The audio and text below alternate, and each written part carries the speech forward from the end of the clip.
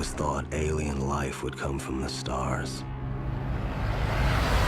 But it came from deep beneath the Pacific. What the hell is going on? The first kaiju made land in San Francisco. The second attack hit Manila. And then the third one hit Cabo. And then we learned this was not gonna stop. In order to fight monsters, we created monsters of our own. Bienvenidos de vuelta a Roboraptor. Os traemos quizás la crítica que más esperabais en bastante tiempo, que es la de Pacific Rim. Fuimos al estreno. Aquí estoy yo con mi camiseta, que gané, resumiendo el merchant. gané en concurso de Facebook, así que perfecto. Y bueno, Pacific Rim, para mí era la película más anticipada del año, por razones obvias que ya he dejado claras muchas veces. Para ti creo que también era de tus 3 más anticipadas del año. Sí. ¿Y por qué? Porque es traer a Hollywood un género que no se ha traído antes. Y ahora diréis, Godzilla y Cloverfield, sí, hemos tenido bichos gigantes, pero nunca hemos tenido bichos gigantes con mechas, con el estilo fricoso que solo se ha explotado en Japón hasta la fecha. Pero claro, como les gusta hacerlo ellos, con las maquetas, etc. Entonces era traer ese concepto a una película de alto presupuesto de Hollywood. Y quién mejor para hacerlo, o quizás la única persona que le ha echado las pelotas suficientes para hacerlo, que ha sido Guillermo del Toro, porque él se ha criado desde pequeño con este género, porque es algo que siempre le ha encantado. Entonces cuando le chaparon en las montañas de la locura, pues salió un colega suyo, mira lo que he escrito, porque también compartían ese gusto, y dijeron, hostia, qué guapo, vamos a presentarse al estudio. Gustó al estudio, desarrollaron un guión entre ambos, y es lo que hemos visto en la gran pantalla. Se ve la influencia clara del Toro, el mimo, la pasión que hay puesta. Esto no es un blockbuster hecho simplemente para sacar dinero basado en una licencia. Estamos hablando de una historia original, quizás entre comillas, porque al ser una carta de amor al género kaiju y los animes de mecha, pues obviamente está formado como de migaja a migaja de todos esos animes. Pero no está mal, porque es eso, es una carta de amor al género. No pretende ser más o menos original, pero sí pretende ser única. Única porque esto nunca se ha visto antes en la pantalla grande. Y así, a nivel general, ¿ha cumplido tus expectativas? Mi expectativa la ha cumplido, y si las ha cumplido es importante porque yo he sido desde los 8 años un fanático del género del Kaiju Eiga. Comencé gracias a la película de Emmerich a sentir mi interés por el personaje de Godzilla, luego fui profundizando más y al final pues me he acabado empapando de toda su filmografía. Es curioso porque... Y mira que es difícil, porque normalmente un chaval a una edad tan temprana no tendría acceso a las pelis de Godzilla, porque aquí pillarlas era perdida en VHS y tal. Canal Sur, aquí en Málaga, la proyectaba de vez en cuando las pelis de Godzilla antiguas y todavía tengo grabadas Godzilla's Revenge, o sea, Godzilla la isla de los monstruos y El hijo de Godzilla, y las tengo en VHS. Pero que esas películas ya las viste a posteriori de las de Emmerich. Después sí. Pues yo, por ejemplo, me tragué muchísimo antes y varias veces. O sea, ya conocía a Godzilla antes gracias a Godzilla contra King Ghidorah, que mi padre, pues a mí me gustaba mucho Parque Jurásico, tal, pelis de este estilo. Entonces la vio en el videoclub, el típico videoclub que vendían las pelis también, y la compró en VHS y ahí la tengo. Entonces mi primera introducción al género pues fue ahí, el estilo pureta japonés.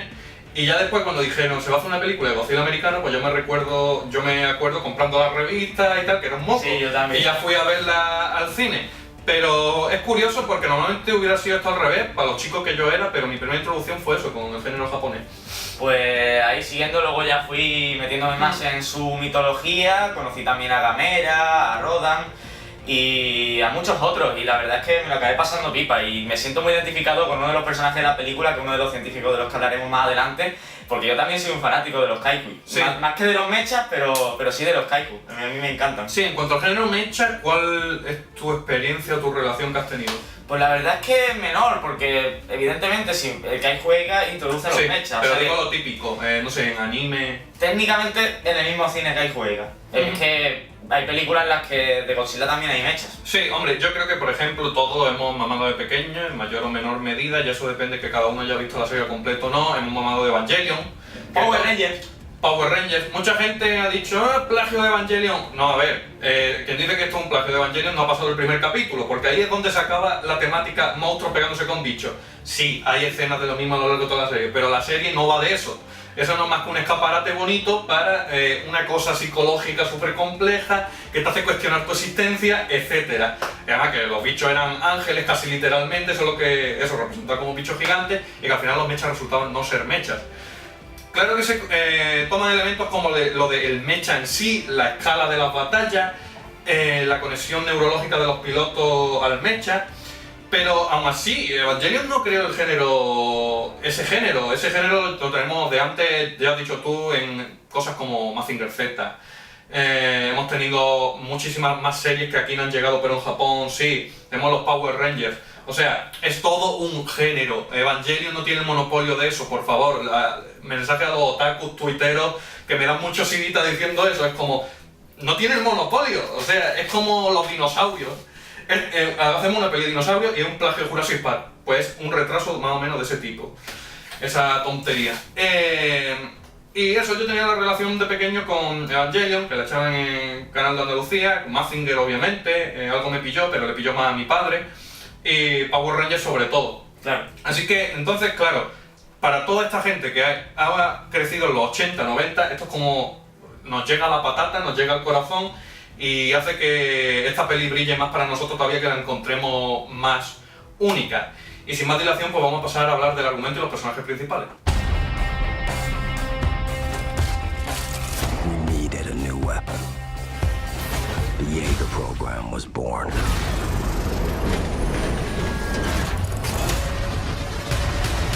Bien, vamos a sentar un poco la trama del principal de Pacific Rim.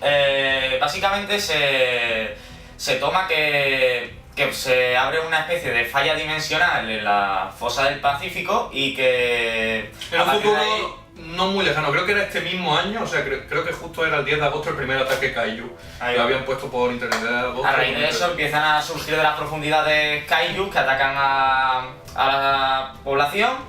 Y se ve un poco la degradación en algunas escenas de cómo poco a poco se han ido integrando un poco en la sociedad lo de los ataques Kaiju, cómo se han ido defendiendo más o menos de esto. Y pues se nos plantea la situación desesperada porque cada vez los ataques son más frecuentes y esa búsqueda un poco de intentar salvar la situación, nos encontramos con los protagonistas, con el protagonista y su hermano, en una escena donde se nos demuestra cómo se plantea el tema de los Jaggers y vemos la primera batalla así como toma de contacto contra lo que fue un Kaiju de categoría 3. Y ahí es donde se produce pues la muerte posterior del hermano, etcétera, etcétera. Sí, y eso nos sienta la base de la película. O sea, realmente eso que ha explicado José es el prólogo de la película. Ahí quiero hacer conexión con Los Vengadores y con Star Trek, porque junto a estas son las películas últimamente que lo han partido muy fuerte en el prólogo. Y yo ya estoy empezando a sacar esta teoría de que toda blockbuster del que vas a salir con una sonrisa bien ancha del cine tiene un prólogo largo de esto en el que te tiran directamente a la acción, lo parten mucho y después te meten el crédito. Y tú ya ahí estás diciendo, venga, vamos allá. Lo hizo Los Vengadores con su prólogo de la aparición de Loki en la Tierra y la movida esta. Lo hizo Star Trek con la misión esta aleatoria del planeta. Esa intro, sí. Y eso, es como se empieza un blockbuster de puta madre. Es la señal de que ese blockbuster va a ser memorable. Es saber vender la moto antes de que empiece la historia en sí. Súper vibrante, la escena de acción al principio, brutal, efectos de sonido, todo. La banda sonora queda genial cuando están preparándose los Jaggers, Sí. Queda genial. Y en eso profundizaremos más adelante. Entonces podemos hablar ya del protagonista, que es Charlie Hunnam. Muchos lo conoceréis, yo lo conozco brevemente de Sons of Anarchy, una serie de televisión. Y básicamente podemos decir que este es su primer gran salto a la pantalla grande. Le puede deparar, porque por papeles de estos hay muchos actores que han ido creciendo poco a poco, le puede deparar más papeles en próximos blockbusters importantes y puede sacarse un futuro empezando por aquí. En la película tampoco podemos decir que brille, pero es como yo digo en películas como John Carter, eso, consigue llevar el peso de la película, no sé, compras el personaje, ¿sabes? Te traga, sobre todo al principio, la relación con el hermano, que aunque sea breve, se nota el buen rollo que hay entre los dos y cómo le afecta después a lo largo de la película lo que pasó. Yo creo que, que en esta película los demás personajes se lo meriendan un poco al pobre. Sí, realmente porque realmente sus luego llega, motivaciones- cuando terminas la película es de los últimos personajes en los que piensa siendo el protagonista. Sí. O sea, creo que queda un poco plano. Si yo le tengo que aplaudir una escena a este personaje es la escena en la que lo está picando el otro y le suelta una somanta de palo. Ahí sí que yo aplaudí al personaje y dije, mira, aquí por lo menos me has dado lo que yo quería que me dieras, perdón. Pero como personaje en sí, protagonista que tenga que sustentar el peso de toda la película, le viene un poco grande, se me queda un poco plano. Sí. No digo que no tenga carrera por delante y que esta sea su primera gran posibilidad de llegar lejos. Yo creo que tiene posibilidades, pero lo que es ahora en Pacific Rim aún se me ha quedado plano. Quizás me recuerda un poco que esta película no se basa realmente en echar la mayoría del peso a la película sobre un personaje como puede ser este, que realmente parece ser el protagonista, sino que la película realmente cuando acaba te das cuenta de que cada personaje, incluso los que parecían más secundarios, han tenido casi la misma importancia. Piénsalo bien. Yo creo que... Parece ser que sí, que la película Yo en vez creo de que- pero es que reparte eso- el peso. Pero es que eso se va luego tramando a lo largo de la edición y durante el rodaje. Un director ve que el personaje principal tiene menos fuerza, menos potencia que otros personajes y eso se va compensando. Estoy hablando, eso, del resultado final que nos ha llegado. Al final lo que acaba es una Hombre. película bastante repartida entre varios pilares. Pero es que si el pilar principal hubiera sido él, se hubiera quedado ya cojo Sí. en la película. Y bueno, con esto podemos pasar a quizás el personaje que tiene más miga emocional de la película, que es Makomori, la compañera, interpretada por Rinko Kikuchi, a la que yo vi en Babel, que es una película que tú no has visto, yo la recomiendo a vosotros y a ti.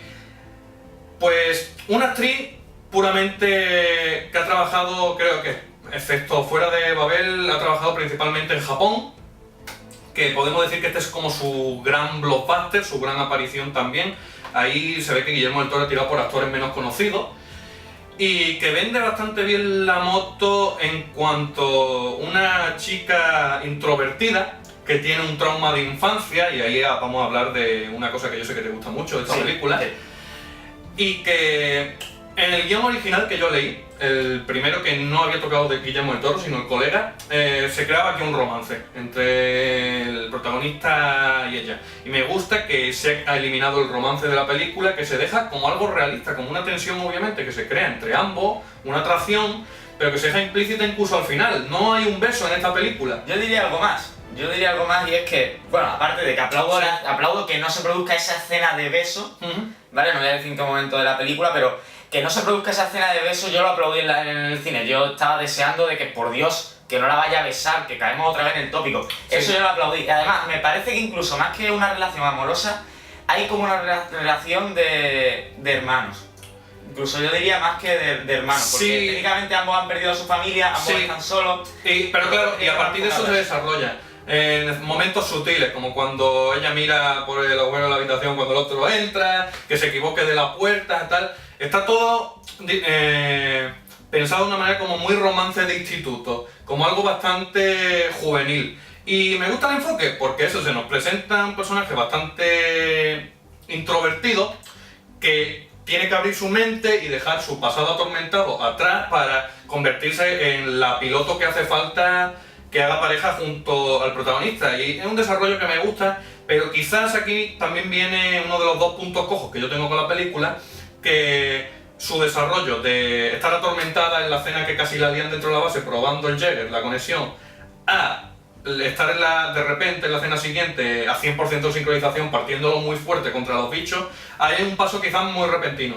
Que quizás eso lo manejó mejor el guión original, que se gastaba un poco más de tiempo en lo que era entrenamiento de ambos. E incluso se veía una parte en la que parecía que luchaban contra un bicho, y después se veía que era una simulación. Ajá.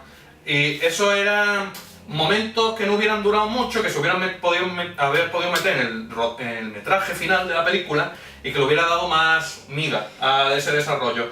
Es cuestión de 5 minutillos empleados en un montaje de entrenamiento o algo, porque eso es como casi acabas de reventar la base por tu trauma pasado en esta escena y en la siguiente ya estás partiendo culo. Es como permiso también para montar todo es el como, no, es como, hombre, era la única opción que tenían, pero es como, ya lo he superado todo, ya hago lo que el otro me diga al 100%. Un poco como Hulk en Los Vengadores, que de repente aparecía y era bueno. Sí, bueno, pero ahí tenía una explicación como más lógica. Aquí es como el trauma se le ha difuminado en media hora, en una hora. Bueno, si ahora vamos a ir con Mako Pequeña o vamos a pasar a Idris Elba. Sí, hablemos de Mako Pequeña, que podemos decir que es la mejor actriz de la película. Totalmente. Junto a Idris Elba se come cada escena en la que está. Prácticamente está en una cena, pero la verdad es que brilla la muchacha y además ver los vídeos del rodaje, etcétera, y todo muy genial. Dile lo del Totoro. Sí, y en una entrevista dice el director, que Guillermo del Toro es muy friki, fuera de este género incluso, le decía que le llamara Totoro, como mi gran amigo Totoro. Y es más, después añade la muchacha, porque he visto la entrevista, que dice, y la verdad es que sí que se parece a Totoro, es muy grande. Y normal, después del rodaje la coge y se la pone en el hombro, que hay fotos por ahí. Pues. Esa niña es genial, es la mejor actriz de toda la película y además es que su escena es rompedora, o sea, que te llega adentro. Es una escena muy monstruoso, en la que se nos pone a nivel de tierra y puro miedo. Y además te consigue transmitir una gran emocionalidad. Sí. Mucha emoción ella. Y luego pasamos a Idris Elba, que yo quería ligar entre Mako y él. Hay una cosa que yo eché en falta en la película, más incluso que la escena de entrenamiento que tú sugieres. Y es que no consigo acabar de ligarlos del todo entre ambos. Yo creo que faltaría algún flashback o algo que se viera a Idris Elba criándola, porque yo creo que es muy interesante ver cómo un personaje como Idris ¿Te Elba digo dónde está eso? pasa en el guión. No. Es más, en el guión no había conexión entre ellos, Entonces, el guión original. En el cómic precuela. La cosa te explican perfectamente, es gran parte del guión del cómic precuela eso, cuando la coge y la tome bajo su protección.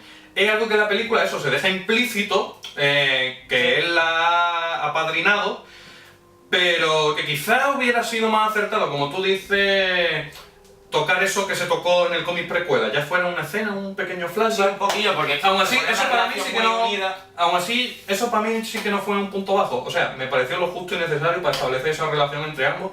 Es más, no te acabas de dar cuenta hasta el final de la película cuando ves también porque se está tomando las pastillas este hombre. Está bien enlazado narrativamente eso para mí. Vale.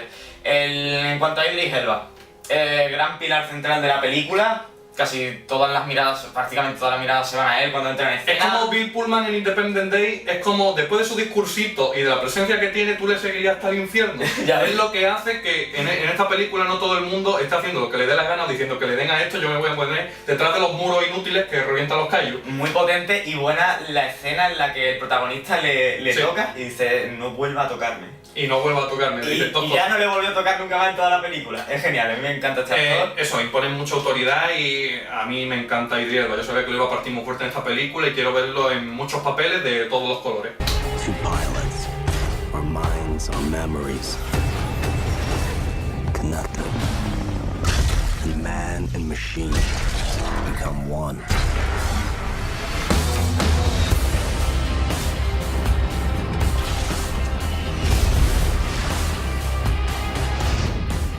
Como personaje bastante importante de esta película también tenemos a los secundarios científicos, un dúo interpretado por Boone Gorman y Charlie Day, que básicamente parecen como polos muy opuestos dentro de este marco científico porque chocan bastante. Uno es un biólogo que está apasionado por los kaiju, como tú bien has dicho, que tiene los brazos tatuados, etc. Sí, es genial. Que el tío parece que tiene cafeína en vez de sangre, de cómo actúa, cómo de eso, y después ves entrevistas y es que el actor es así, o sea, que clavó lo que era el personaje.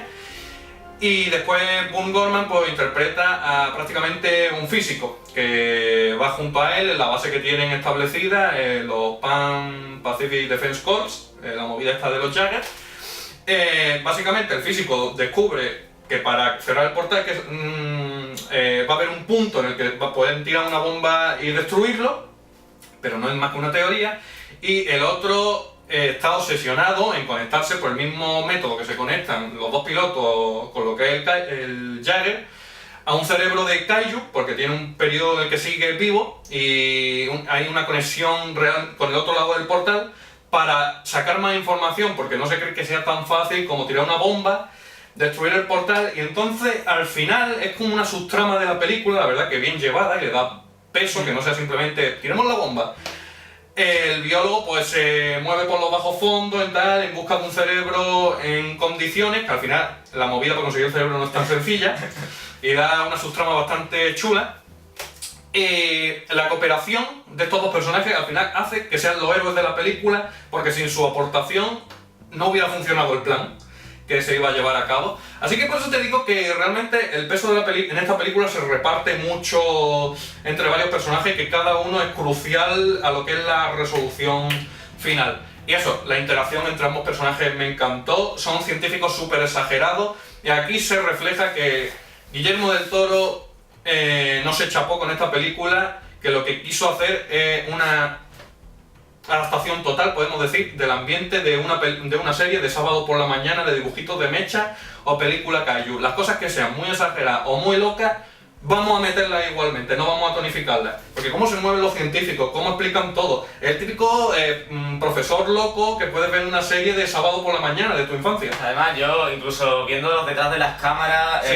ves a Guillermo del Toro ahí tocando los tambores con las tripas de los kaiju, los cerebros y tal, junto con los actores, la verdad es que queda bastante gracioso. Sí, son cosas por las que se nota eso, que hay pasión y corazón en la película. Es decir, los personajes estos pueden ser criticados por tirar a personajes Jar Jar, por alguna gente que haya visto la película. Yo, que estoy más familiarizado con este género, digo que en este tipo de películas suele haber personajes así, personajes de estilo cómico, que aligeran mucho el ritmo de la película y que ayudan mucho. Decir también que acaban teniendo una importancia bastante relevante, mucho más de la que cabía esperar de los científicos que están siempre en el laboratorio. Realmente te acabas riendo con ellos, aunque algunas risas sean un poco forzadas. Sí. Y decir que, por un pelo, no termino con esta película con ese sentimiento en plan es que podían haberlo hecho antes o podían haber hecho otra cosa, porque el plan que traman al final los dos científicos, Sí. cuando descubren la verdad, que se lo dicen a los robots justo antes de que sea demasiado tarde, si no llega a ser porque se lo avisan en el momento, podría haberse resolucionado la película de una forma mucho más temprana. Ujú. Tú sabes a lo que me refiero. Sí. En plan, cogen cierta cosa con los robots, se tiran en plancha. Podrían haber hecho eso muchísimo antes y no haber surgido lo que sucede al final de la película, que acaba siendo todo mucho más alarmante. Con eso que quiero decir, hay películas como El Señor de los Anillos que tú puedes decir, oh, es que si hubieran cogido a las águilas, pues hubieran podido soltar el Y anillo hay antes. mil explicaciones porque por lo que de las águilas no funciona. Pero luego a la gente eso no le Sí. funciona. Esto queda al borde de poder haber acabado así, si no fuera porque lo descubren demasiado tarde y ya no hay tiempo a echar marcha atrás. Así que con eso lo digo. La verdad es que estos personajes me encantan y espero poder volverlo a ver en una secuela. Today, at the edge of our hope. En cuanto a lo que hemos dicho de que el personaje de Charlie Day se mete en los bajos fondos para conseguir el cerebro este de Kaiju que le hace falta y se desarrolla en su argumento, entramos en la aparición estelar en la película de Ron Perlman y su personaje, que básicamente es como este señor de los bajos fondos del mercado negro. Un Jabba the Hutt. Sí, que se ha enriquecido, o sea, ha sabido sacarle el lado más bueno posible a la catástrofe de los Kaiju, que es que hizo un contrato así un poco chungo con los que se encargan de matar a los Kaiju, con los Jäger, y él es el que se encarga de básicamente pues quitar la toxicidad de los cadáveres, porque se nos decía que la sangre era tóxica, etcétera, pero a cambio ellos se quedaban con los órganos, etcétera, todo para revenderlo porque tenían propiedades, etcétera, etcétera, etcétera. Dios sabe si al final nos untimos o si tienen propiedades o no. La cosa es que se hace de oro a partir de eso. Y tanto la indumentaria como la forma de actuar, la experiencia que aporta Ron Perlman o eso, te dan uno de los personajes más memorables de la película y posiblemente del año incluso. Es como uno de estos secundarios que tienen mucha personalidad que se te quedan. Y digo más, incluso a Ron Perlman le encanta el personaje, tiene ahí en Sí. su Twitter la imagen caricaturesca de su personaje, una especie de logo de su compañía, la verdad es que sí. Y luego también la aparición estelar de Santiago Segura, que hace un rol que no es un simple cameo, sino Sí. que hace una especie de secundario que trabaja con Ron Perlman. Un poco como en Blade 2, que también tenía un cameo bastante extendido. Y eso, yo solo esperaba verlo una vez, pero después reaparece varias escenas más tarde. Incluso llegamos al momento en el que clásicamente Guillermo del Toro mata a Santiago Segura, cosa de la que pocas veces se ha escapado. Creo que en Hellboy y no sé qué más. Y eso, Santiago Segura también trabajando en el mercado negro, una aparición muy chula y me encanta que no hayan doblado por encima con otra voz, sino que ha sido el propio Santiago Segura el que se ha doblado, entonces lo vemos con su voz de torrente ahí en medio. Todo muy genial. Y en cuanto al personaje de Ron Perlman, un detalle, lo primero que se nos enfoca el personaje son los zapatos, estos dorados, y esa es la coña que se lleva hasta el final de la película, en la escena de los créditos. Y no decimos nada más, para los que no lo hayáis visto, pero No hace falta quedarse al final de los créditos, simplemente veis los chulos estos de los robots, que están bastante chulos los créditos, y por la mitad, pues os meten la escena y la verdad que os saca una sonrisa final para salir de la sala. The end of our time. We've chosen to believe in each other. The day we face the monsters that are at our door.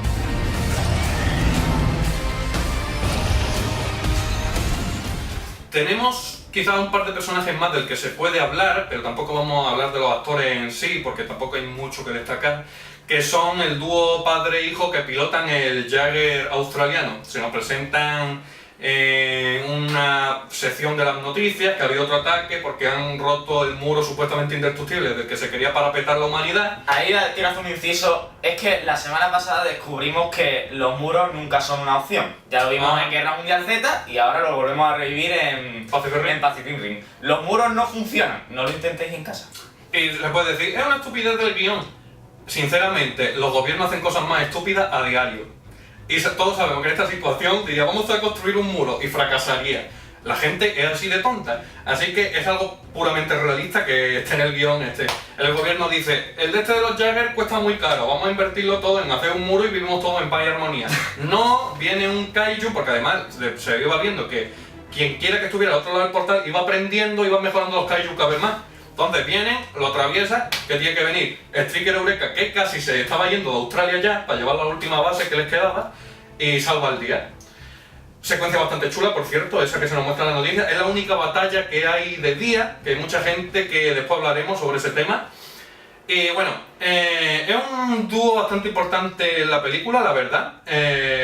Tanto el personaje del padre, porque aporta madurez a este dúo, como que al final acaba siendo un personaje bastante importante y con cabeza.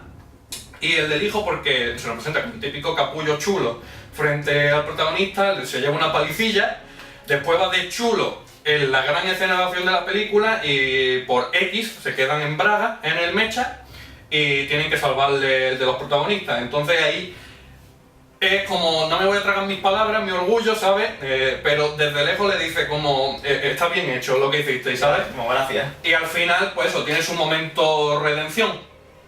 Y no vamos a spoilear más, ni creo que haga falta hacer una sección de spoiler para esto. Por lo demás, se nos presenta brevemente al trío de gemelos chinos que llevan el Crimson Typhoon y el matrimonio ruso que lleva Cherno Alpha, que es mi segundo punto cojo de la película, que quizás como 5 o 10 minutos más de simplemente pequeños diálogos tal que nos hubieran hecho coger algo de cariño a esos personajes, pues quizás no hubieran importado más cuando destrozan sus mechas en la gran batalla. Esto no es un spoiler porque se ve en el tráiler que se llevan una palicilla. Porque acaban siendo simplemente como personajes muy vistosos y que podían haber tenido momentos graciosos de interactuar con los protagonistas, pero se quedan en simplemente como, mira, hay un mecha chino y uno ruso y estos son los pilotos. Y se los van dando nada más. O sea, prácticamente es que creo que solo decían formación trueno los chinos y los otros diciendo vamos a patear a ese cabronazo. Yo creo que faltó eso, sí, no digo sacarle que más jugo a esos robots también, porque la verdad es que me dio un poco de Y lástima. es cuestión de 5 minutos, de darle varios momentos más chulos, algo de que hacer a los protagonistas antes de que se liara. Es mi segundo punto cojo de la película. Today we are canceling the apocalypse.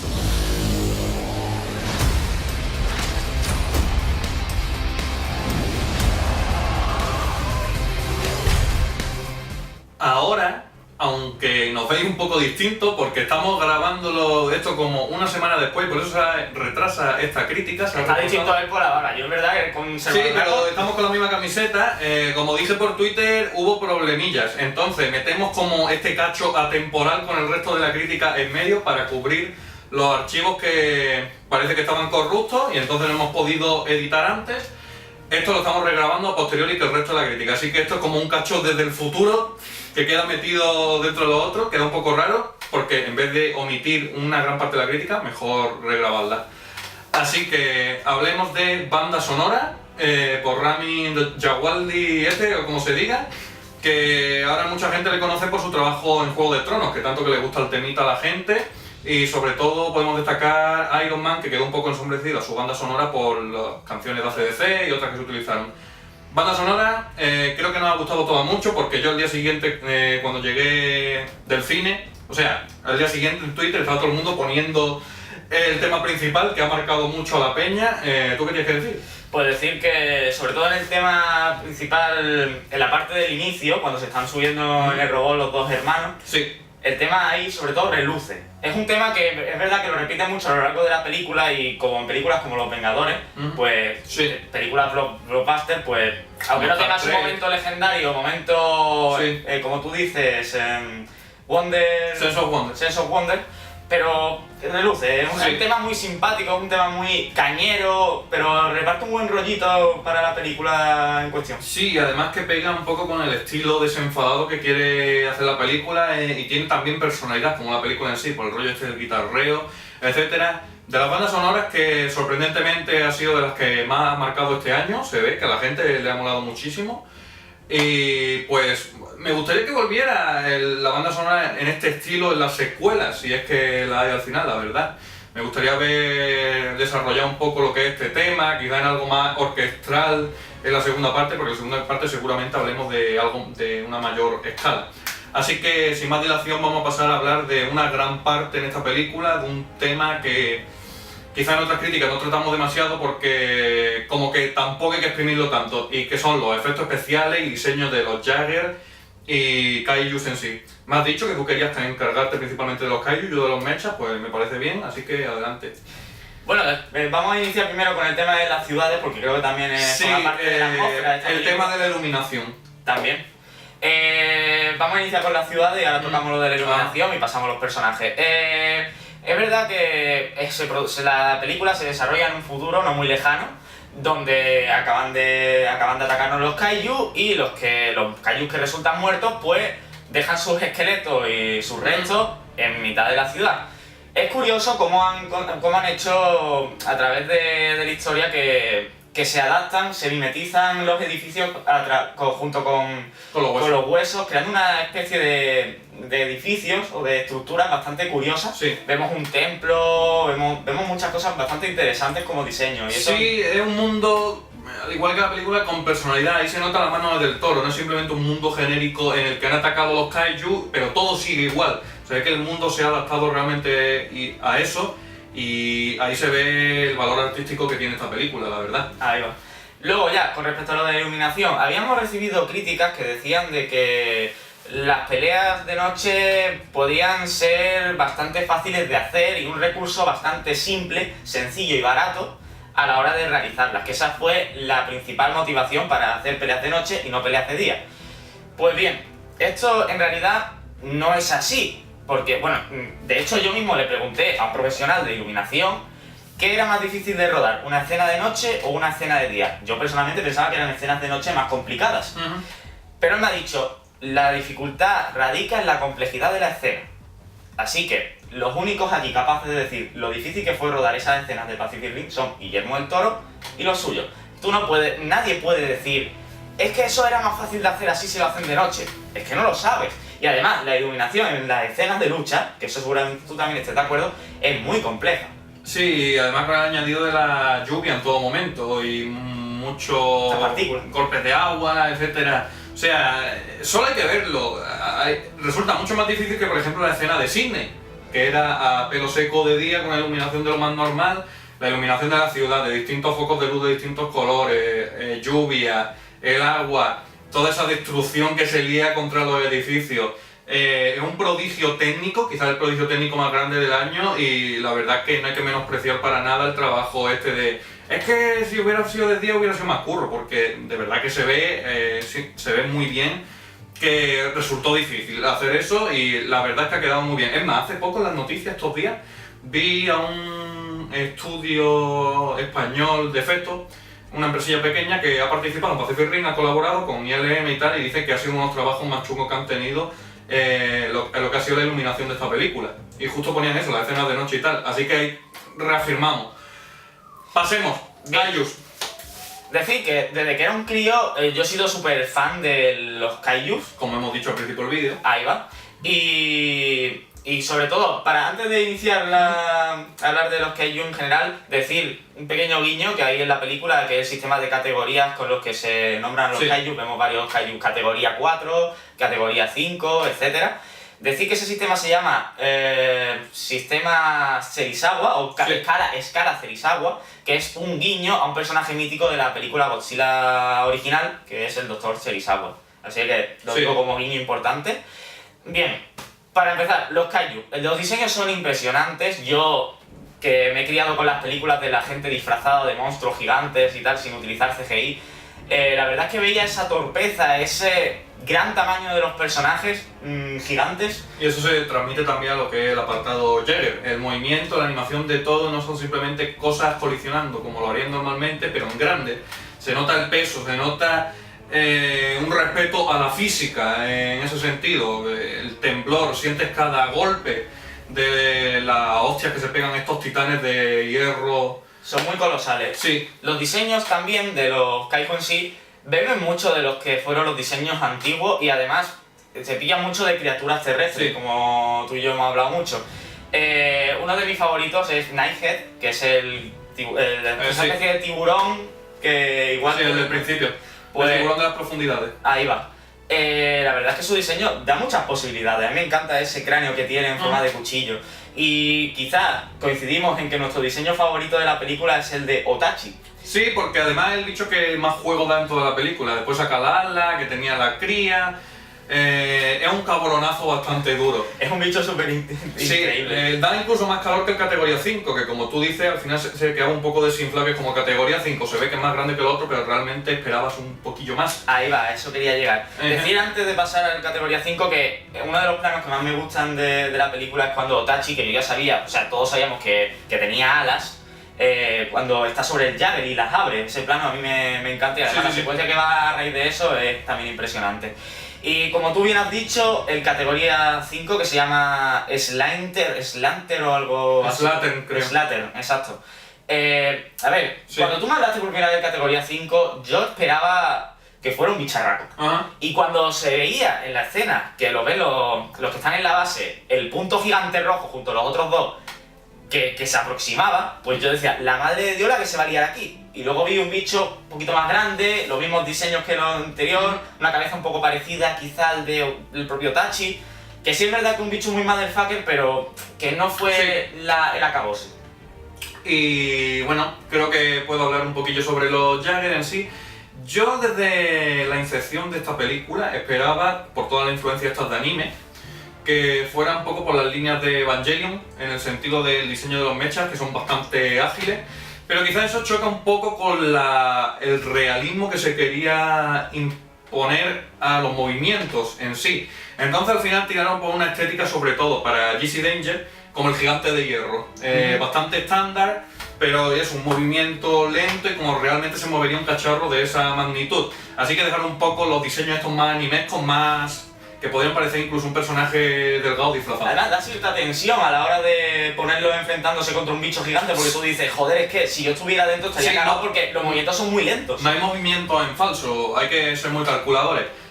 El favorito por pedrea de esta película de la gente está siendo Cherno Alpha, o sea, tú te pases por DeviantArt, todo eso, hay amor para los pilotos del mecha y para el mecha en sí. Yo lo echaré de menos. Un diseño muy interesante, por eso de todo el reactor nuclear este encima, es como el momento que le vemos luchando es machacar con los puños pistón. Se le coge cariño, es el bajito cabezón, es genial. Sí, sí, sí. Y también muy interesante el Jäger chino, por el rollo de el triplete chino, el rollo de los tres brazos, el movimiento este que hace montándose encima del kaiju cayendo. Podemos ver que es como de los más ágiles, sin contar el Striker Eureka, que es como el más moderno. Y ese sí se acerca un poco más a los diseños más finos, japoneses.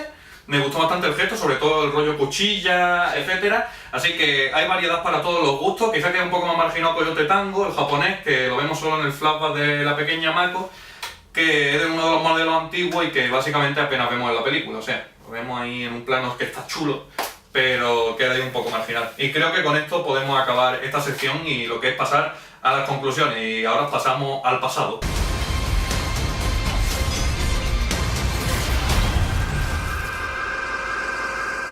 It is pretty cool. En fin, yo ya voy a pasar a dar mi nota. Yo le voy a dar un imprescindible, porque, vamos, os lo da mi niño interior de 8 años, que luego igual a la película le puedo dar yo un 8, o por ahí rondaría mi nota personal, pero es un imprescindible porque es una peli que realmente merece la pena verla en cine, merece la pena disfrutar de ello en pantalla grande. Es un entretenimiento bastante bueno, bastante único, que tiene su toque propio. Se nota que Del Toro esto lo ha hecho por amor, no lo ha hecho por dinero. Se nota sobre todo porque ya está pensando en una segunda parte, aun cuando a duras penas ha recaudado el doble del presupuesto. Es un universo que quiere seguir explorando y que a los fanáticos de este tipo de películas pues nos interesa, porque ha sido un producto de mucha calidad, un universo con mucha personalidad por todos los detalles que hemos explicado y que la verdad que te quedas con ganas de más de seguir. Es evidente que se pueden mejorar muchos puntos. Hay cosas como en plan, estaba la batalla de Hong Kong y tal, le mete un puñetazo al bicho, el bicho lo esquiva, hunde el brazo en un edificio y se ven las bolitas estas de metal típicas. Hay ahí una cosa que me sacó un poquillo de tono y tal, tiene sus detallitos así que te sacan un poco de la peli. Pero bueno, tan solamente lo menciono, en mi opinión, creo que cosas así se pueden evitar porque me sacan un poco, pero no me desangran la película.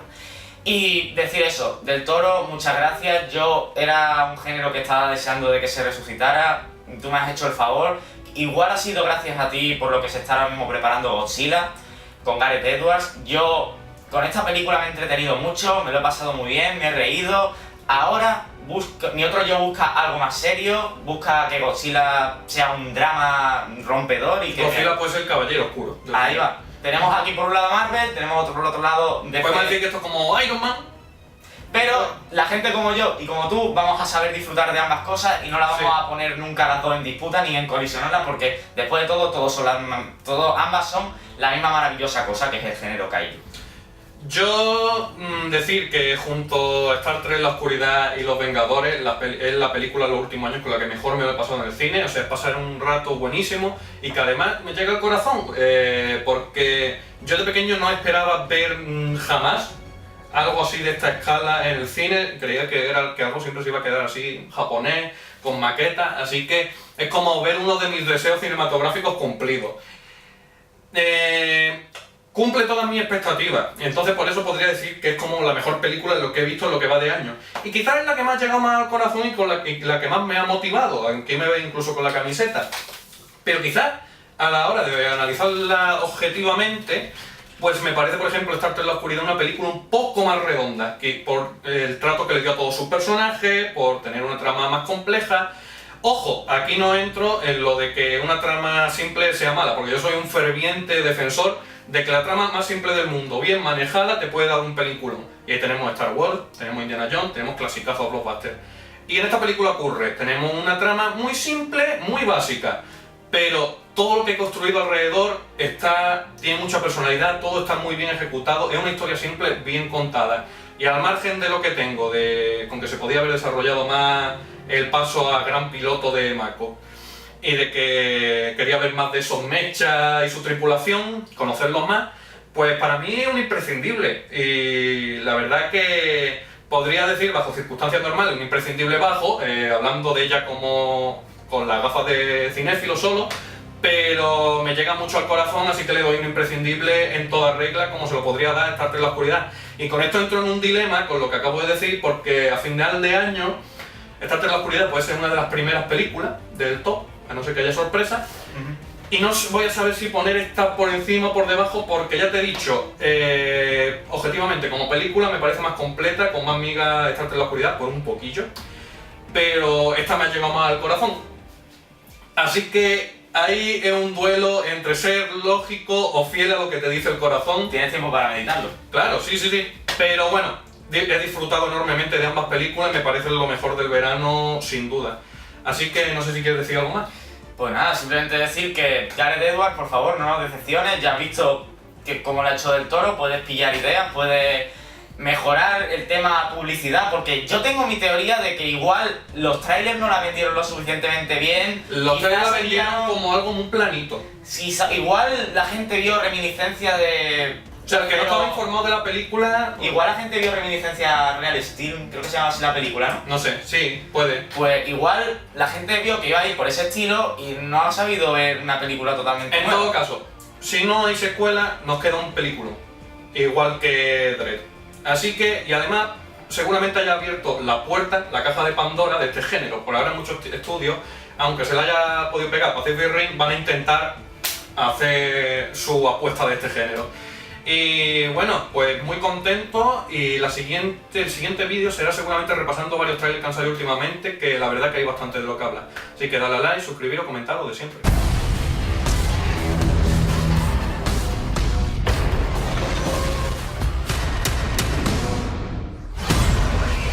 Pacific Rim.